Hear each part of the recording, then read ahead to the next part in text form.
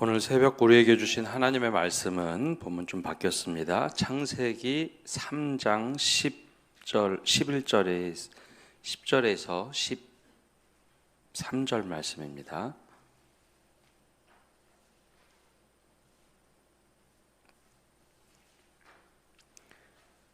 구약성경 3면입니다.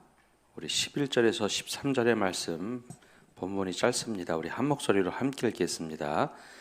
이르시되 누가 너의 벗었음을 내게 알렸느냐?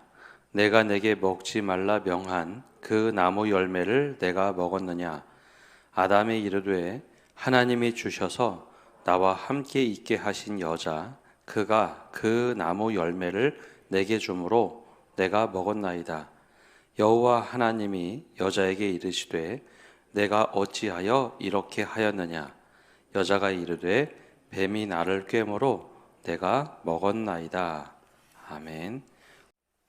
오늘은 특별 새벽기도의 세 번째 날로 깨진 관계의 회복이라는 주제를 가지고 말씀의 은혜를 나눕니다. 오늘 말씀은 관계라는 주제로 함께 말씀을 보려고 합니다. 하나님께서 사람을 만드실 때 하나님의 형상으로 만드셨다라고 창세기 말씀은 기록하고 있습니다. 하나님의 형상으로, 정확하게는 하나님의 형상이란 표현보다는 우리의 형상대로 만들자라고 해서 하나님께서 우리를 만드십니다. 오랫동안 우리가 하나님의 형상으로 지음을 받았다라고 해서 하나님의 형상을 떠올려 보면, 야, 하나님이 우리 사람처럼 생겼을 거야 라고 오랫동안 그렇게 생각을 많이 했습니다. 그런데 왜 하나님께서는 우리의 형상대로 만들자고 했을까? 처음에는 그냥 나의 형상으로 우리가 읽었는데 자세히 보니까 우리의 형상대로 만드셨다라고 되어 있습니다. 그래서 이것을 다시 현대에는 잘 분석을 해보니 하나님께서 만드신 사람의 모습은 단지 외적인 하나님의 모습을 닮은 것이 아니라 이 관계를 말하는구나 라고 이해를 하기 시작했습니다. 삼위일체 하나님이 하나가 되신 것처럼, 즉 친밀함으로 성부가 성자의 일을, 성자가 성령의 일을 서로 야 이거 내 거니까 넌 하지 마, 그게 아니라 서로 구별되면서도 하나가 되고 다른 존재를 다 인정하면서도 하나가 되는 그 모습대로 사람을 만드셨다는 겁니다. 그래서 하나님의 형상대로 지음을 받은 사람은 혼자 살아갈 수 있는 존재가 아닙니다. 늘 함께 살아가야 사람답게 사는 사람이죠. 하나님이 그렇게 만드시고 또 에덴 동산이라는 아주 특별한 곳을 하나님께서 만들어 가시면서 하나님과 사람은 늘 함께 거닐며 대화를 나누고 피조 세계와도 하나님이 늘 함께하는 곳, 그리고 사람과 사람이 서로 신뢰를 가지며 살아가는 동산을 완벽하게 만드셨습니다. 그래서 사람이 어디 가서도 무엇을 먹어도 어떤 존재와 함께 살아도 괜찮은 동산이었는데 이 관계가 깨지면서 완전히 이 에덴 동산은 산산조각 나버립니다.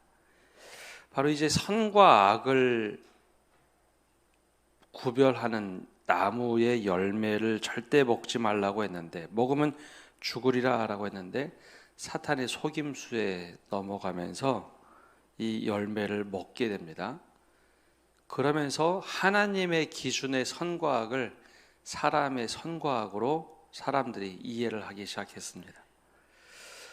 제일 먼저 선악과를 먹고 나서 깨달은 것, 벌거벗었음이 창피하다라고 생각을 했죠. 하나님의 기준에는 사람이 벌거벗은 것이 문제가 아니었는데 기준이 내 기준으로 바뀌어버리니까 이게 선과 악으로만 모든 세상을 보기 시작합니다. 이 내가 한 일이 잘못되었고 부끄러운 것을 넘어서 벌거벗었음이 부끄러운 일이구나. 그래서 옷을 만들어서 중요 부위를 가리면서 살게 되죠. 그러면 사람이 또 한 가지 한 것은 하나님의 시선을 피해서 어두운 숲으로 들어갔다는 겁니다.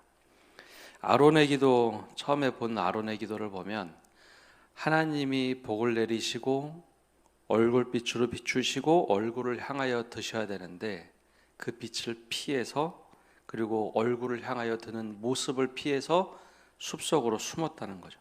그래서 오늘 말씀에는 아담과 하와를 찾다가 아담과 하와가, 즉 남자와 여자가 밖에 나와서 하나님을 다시 대면했을 때입니다. 그때 11절에 이렇게 질문하시죠.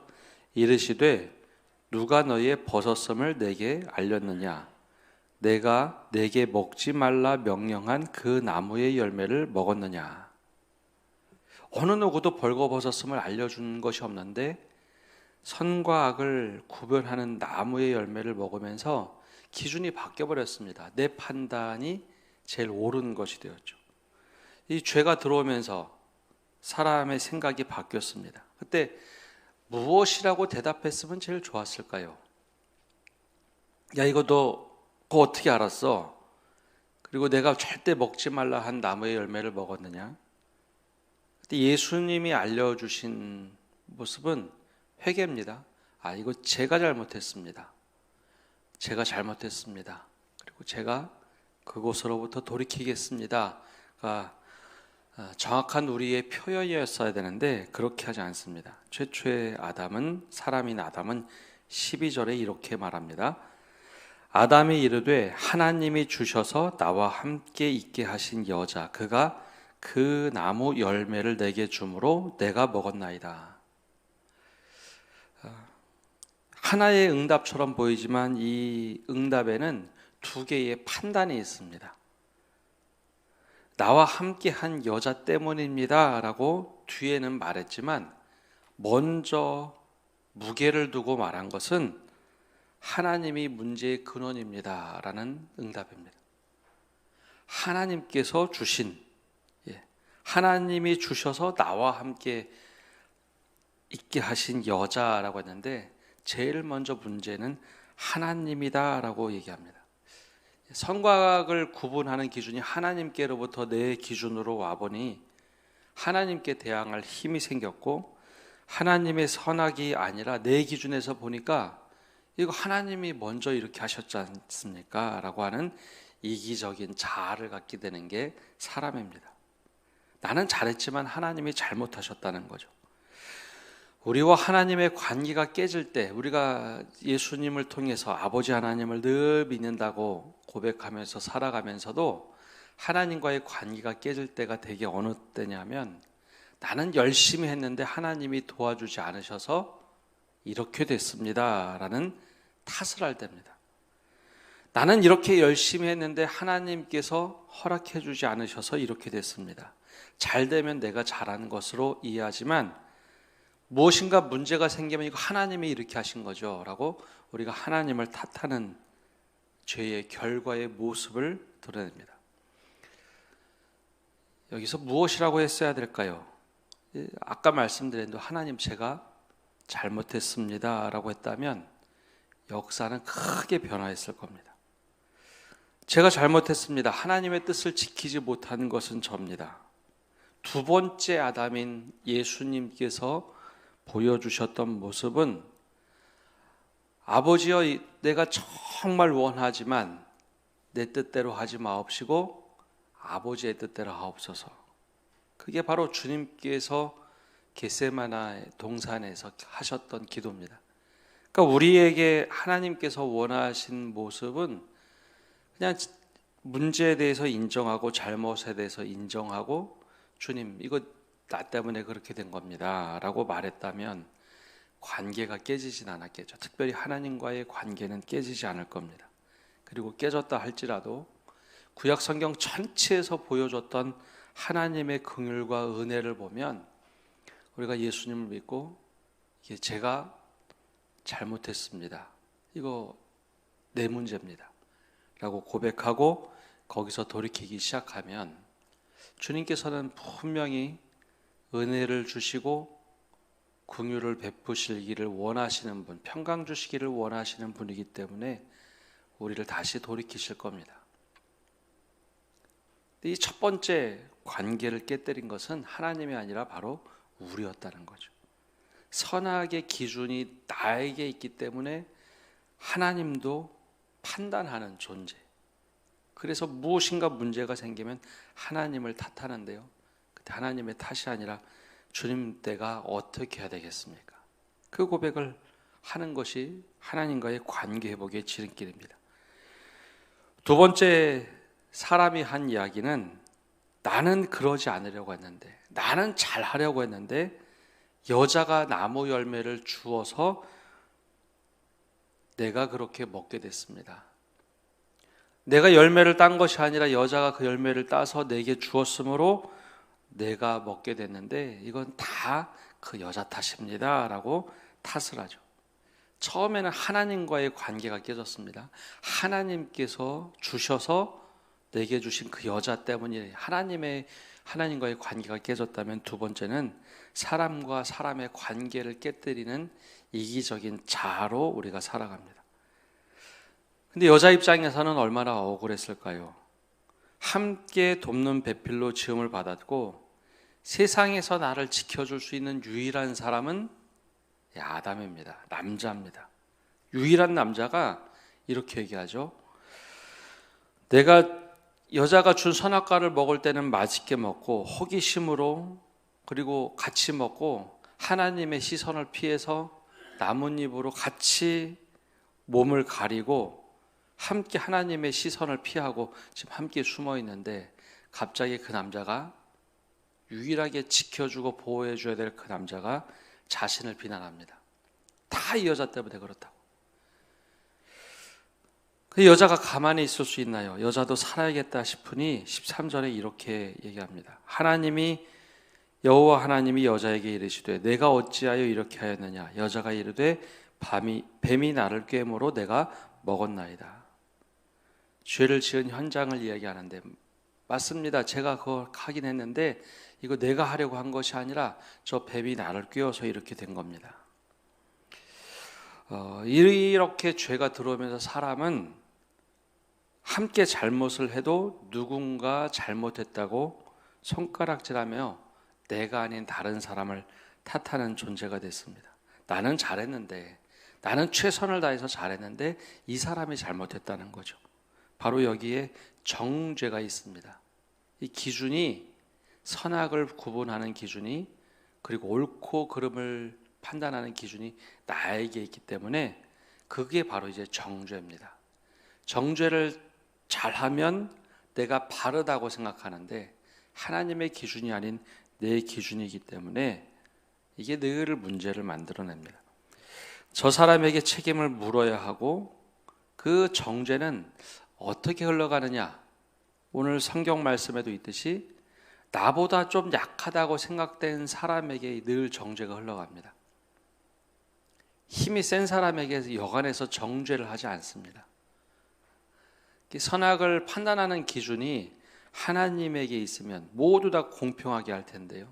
대부분의 기준은 나보다 약한 사람에게 정죄를 하면서 이 사람이 잘못해서 내가 잘못한 겁니다. 때로는 사람을 죽여도 내가 잘못한 거긴 하지만 이 사람이 그렇게 행동을 했기 때문에 내가 그렇게 했습니다 라고 이상하게 우리는 정죄를 하며 살아갑니다. 우리는 이렇게 아담의 후예로 나는 잘하려고 했는데 저 사람 때문입니다.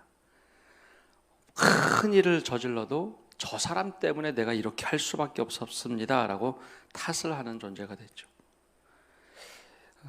일이 어디서부터 비롯되었을까요?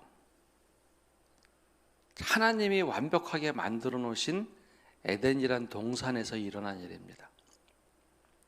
하나님이 사람과 함께 거닐고 대화를 나누고 하나님과 자연과 함께 호흡하고 우리에게 세상을 정복하고 다스리고 관리하라고 하셨던 아름다운 동산에서, 그리고 가장 친밀함을 느낄 수 있는 그 에덴 동산에서 이런 일이 일어났다는 거죠. 사탄이 그렇게 했습니다. 그러면 우리에게 에덴과 같은 동산은 어디일까요? 내가 마음 놓고 내가 편하고 내가 가장 따뜻하게 만들어야 될 공간, 우리에게 에덴은 어떤 곳일까요? 가장 친밀함을 누려야 될 곳은 가정입니다. 또 믿음의 공동체, 우리가 영적인 가족이라고 부르는 교회 공동체입니다.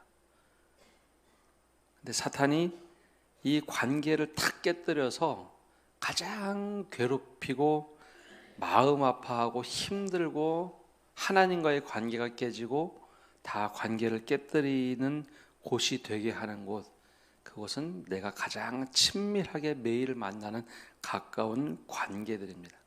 이 관계를 깨뜨려 버리면 사람이 하나님께 버림받은 존재처럼 느껴지고 사람들에게 버림받은 존재처럼 느껴지고 해서 무기력해지게 만듭니다.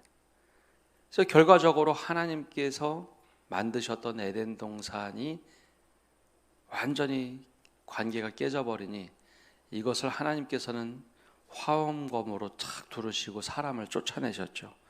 그리고 요한계시록에 가면 그 에덴 동산을 다시 완벽한 만물을 새롭게 하는 곳으로 다시 이 땅에 가져오시며 이루시겠다고 합니다. 그럼 우리에게 에덴 동산과 같은 가정, 그리고 교회, 이곳이 깨져버리면 우리는 정말 무기력해집니다. 최근 뇌과학자 정재승 박사가 이런 질문을 던지는 걸 봤습니다. 세상에서 내가 누구에게 가장 많은 화를 낼까? 여러분, 우리가 살아가면서 누구에게 가장 많은 화를 내면서 살아갈까요? 잠깐 생각해 보십시오. 내가 가장 많이 화를 낸 사람이 누굴까? 근데 이 뇌과학자가 프로그램을 진행하면서 그 대상을 질문하자 같이 있던 패널들이 다들 떠올렸습니다. 누구였을까요? 바로 1순위는 엄마라는 겁니다. 엄마에게 대부분 사람들이 제일 많이 화를 낸다고 합니다. 왜 그럴까? 뇌과학자가 이렇게 답을 합니다. 가장 가까운 관계를 인지하는 뇌구조가 있는데요. 사람의 뇌구조에는 나를 인식하는 구조가 있고 타인을 인식하는 구조가 나뉘어져 있답니다. 내가 행동할 때는 이쪽 나를 인지하는 뇌가 움직인다면 타인을 인식할 때는 다른 부분의 뇌가 움직여야 하는데 가장 가깝다고 생각하는 사람을 타인을 인지하는 뇌 구조 속에 두는 게 아니라 나라고 생각하는 인지 구조에 그 작동을 하도록 그 사람을 가깝게 둔다고 합니다. 근데 대부분 성장하면서 그 대상이 엄마라는 거죠. 그래서 엄마가 나라고 인지를 한다고 합니다. 분명히 타인인데 나라고 생각하면서 생각을 한다는 거죠. 그래서 내 뜻대로 되지 않으면 내가 나를 통제하듯이 엄마를 통제하고 나하고 똑같다고 동일화를 시키는데 그대로 되지 않으면 화가 나는 거죠. 하다못해 내 생각대로 안 되면 아이들이 이제 종종 그런 표현하죠. 엄마는 그것도 몰라. 엄마는 나에 대해서 아는 게 뭐야. 막 얘기하는데 한 번도 이야기하지 않고 엄마가 나하고 똑같다고 인지한다는 겁니다. 그래서 엄마에게 제일 많이 화를 낸다는 겁니다. 근데 사실 이게 엄마일 수도 있지만 내가 가장 가깝다고 생각되는 존재, 그 사람에게 화를 제일 많이 낸다고 합니다. 그래서 부부 관계가 좋으면서도 남편과 아내의 사이가 제일 많이 깨질 때가 있고요. 자녀와 부모 사이가 깨질 때가 있습니다. 나하고 똑같다고 인지하는 거죠. 그래서 그 관계를 우리가 잘 맺어야 하는데 내 생각대로 통제가 되지 않다 보니 가장 가깝게 생각하는 사람이 내 뜻대로 되지 않았을 때 우리는 무심코 그냥 확 화를 내버립니다. 이 창세기의 말씀을 보면 우리가 그렇게 뇌구조가 바뀌어버린다라고 할 수 있습니다. 그럼 이 깨진 관계를 회복하려면 어떻게 될까요? 우리가 하나님을 믿는다는 것은요, 또 예수님을 믿는다는 것은 정말 나하고 다른 분을 내 몸에, 내 생각에 받아들이는 겁니다. 다르구나. 하나님이 다르구나. 하나님과 내 생각이 다른 것처럼 다른 사람을 내 가장 가까우면 가까울수록 절대 변화시킬 수도 없고 변화시키려 해서도 안 된다는 겁니다. 변화의 대상은 나라는 거죠.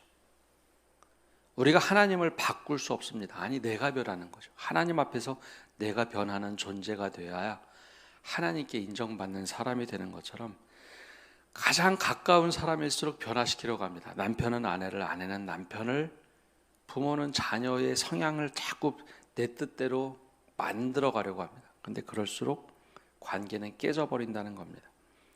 선과 악의 기준이 내게 있어서 이게 잘못됐어라고 바꾸려고 하는데, 아니요, 그 바꿈의 대상은 내가 되면 될수록 관계는 회복이 됩니다.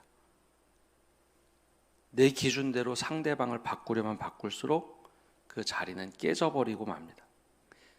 그래서 에덴과 같아야 될 가정이 깨지는 것은 내 뜻대로 되지 않았다고 상대방을 바꾸려 할 때, 그럴 때 관계는 깨져버립니다. 교회에서도 마찬가지입니다. 이 사람이 왜 내 뜻대로 되지 않아? 더 논리적인 말로 이거 이렇게 잘못했지. 그럴수록 관계는 깨집니다. 그렇기 때문에 다름을 인정해 줘야 합니다. 또 한 가지는 내가 도대체 이해가 되지 않으면 상대방의 자리에 가서 한번 나를 바라봐야 됩니다. 내 시선으로 그 사람을 보는 게 아니라 그 자리에 가서 나를 한번 바라볼 때, 그때 비로소 이게 조금 이해가 되기 시작합니다. 하나님께서 가지고 계신 절대 기준을 우리가 갖지 못했습니다. 선과 악을 구분하는 것은 내 이기적인 마음이지, 그래서 내가 정죄하는 그 모습을 버리고 상대방의 자리에 한번 서서 바라봐야 합니다. 그리고 느긋하게 좀 시간을 가져야 합니다. 내가 다 할 수 있는 것은 아니거든요. 그럴 때 이 관계들이 조금씩 풀어져 갑니다. 물론 절대적인 하나님과의 관계에서는 우리가 하나님, 내게 잘못했습니다. 무릎을 꿇고 기도하며 회개의 자리로 나가야죠. 사람과 사람의 관계가 깨지는 것 늘 기억해야 합니다. 저 멀리 있는 사람과의 관계가 깨져서 괴로운 경우는 없습니다. 가장 가까이 있는 것, 하나님이 만드신 에덴에서부터 관계가 깨져서 남자와 여자 유일하게 두 사람이 의지해야 될 그 관계가 깨져버렸던 것, 그리고 사람과 자연의 관계가 다 깨졌던 곳은 가장 가까운 곳이었습니다. 하나님과의 관계도 깨지고 사람과의 관계가 깨진 것. 그래서 내가 정말 에덴처럼 가꿔야 될 곳이 있다면 우리가 다시 한번 내 판단이 아니라 하나님의 기준으로 바꿔야 합니다. 그리고 내 기준으로 가까이 있는 것이 내가 아니기 때문에 다름을 인정해야 되고 변화시키지 말아야 합니다. 그리고 상대방의 자리에서 볼 때 우리의 관계가 이게 선과 악이 아니라 다른 거였구나, 잘못 본 거였구나, 그렇게 생각할 수도 있겠구나 라고 할 때 우리가 좀씩 변해갈 겁니다.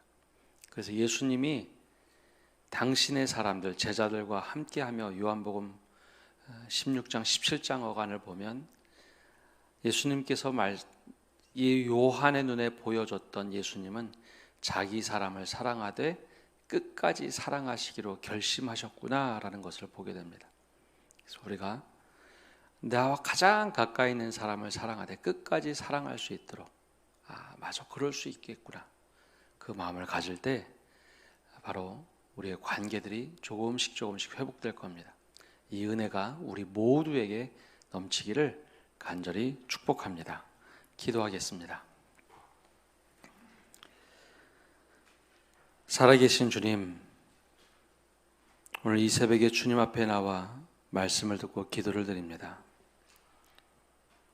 하나님이 너무나 사랑하셔서 그 에덴 동산에 다른 거는 다 하지만 선악을 분별하는 나무의 열매는 먹지 마라 말씀하셨는데, 그것을 먹은 우리가 하나님의 기준이 아닌 우리의 기준으로 탓하기 시작했습니다.